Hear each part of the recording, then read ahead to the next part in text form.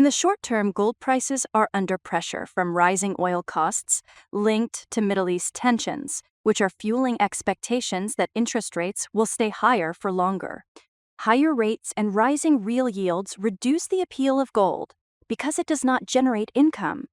However, those same geopolitical risks are also a key source of support, because longer-term escalation in the Iran conflict and uncertainty around energy supply could increase demand for gold as a defensive asset. So if tensions trend worse into the summer, safe haven buying could quickly return with force.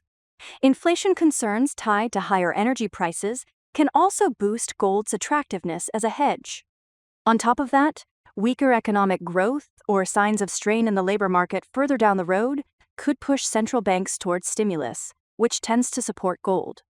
In addition, steady investor demand, including ETF inflows and physical buying, along with a broader shift toward using gold for portfolio diversification, provide a longer-term tailwind, leading to the prevailing attitude that gold can keep folding for $4,000 for the fourth month of the year, but has a decent chance for another shot for $5,000 in the event a worsening war fuels further panic.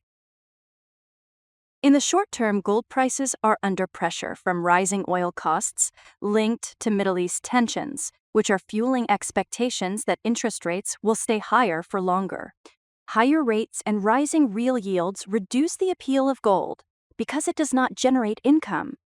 However, those same geopolitical risks are also a key source of support, because longer-term escalation in the Iran conflict and uncertainty around energy supply could increase demand for gold as a defensive asset.